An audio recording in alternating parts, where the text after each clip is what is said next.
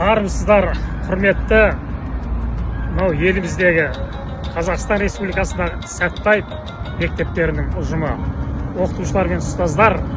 Біз қазір Сәтбаев атындағы Алматы қаласындағы Қазақ ұлттық техникалық зерттеу университетінің алдында ғұлама ғалым Сәтбаев ескерткіштің жанында тұрмыз. Қазақтан шыққан тұңғыш жоғары білімді инженер, геолог, қазақтан шыққан тұңғыш менеджер. Сәтбаевтың мынау қазақ тарихындағы ұлт руханиятындағы еңбегін тек қана бір ғана геология ғылымымен шектеп қоюға болмайды.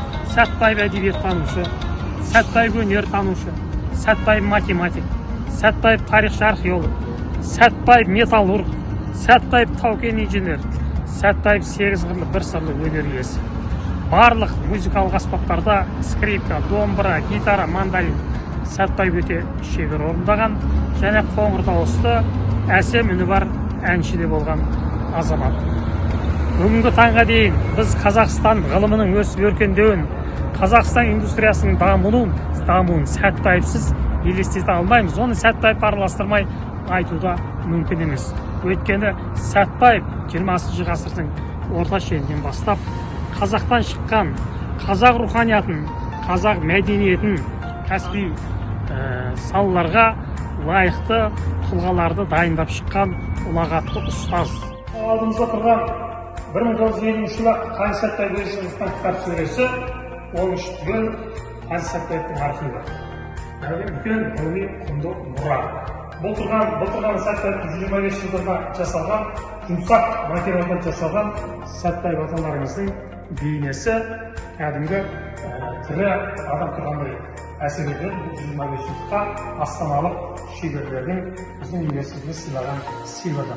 Енді бала Қаныш қалай өсті, қалай дамды, қалай жетілді, ол сол өзінің еліндегі атақты әнші композиторлар Жаяу Мұса, Естай, Иса Байзақов, мынау әнші Майра, Сұлтанмахан Торайғыровтарды көзі көріп, солардың алдында соларға еліктеп, солардан үйреніп, Сәтбаев өзінің естелігінде айтады, лирик болып салап едім, бірақ мені тағдырым геологияға бұрып жіберді, бірақ олар өкінбейді.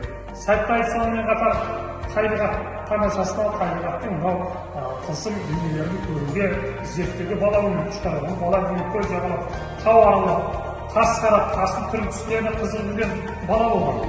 Өзінің сол табиғатқа байланысты сұрақтарымен кездегі үлкендерді таң қалдырып отыр. Ауыл молдасында да қаттанды, орыс қазақ мектебінде оқыды, орыс тіліне де жетіп болды, араб тілінен де хабар болды. Сәтбаев бала күнінде мұның табиғат танымының керемет болғаны, мынау көл мен теңіздің жақын жерге құдық қазып жатқан үлкендерді көл мен теңізге жақын жерден құдық қазуға болмайды. Бұл бәрібір су ащы болады деп, соларды таң қалдырған сол 9-10 жастағы Қаныш Сәтбаев. Мына менің қолымда тұрған Сәтбаевтың өмірінің соңғы жылдары ұстаған отбасылық домбырасы, қызы Шәмшияны сыйлаған. Сәтбаев аталарыңыз сегіз қырлы бір сырлы азамат болған дедік. Мынау сол Сәтбаев аталарымыздың репертуарындағы екі жирен деген халық әні. Оу жаным сүйген. Енді мына кең ауқымды лекциямызда кездесуіміздермен бас қосқанша сау саламат болыңыздар.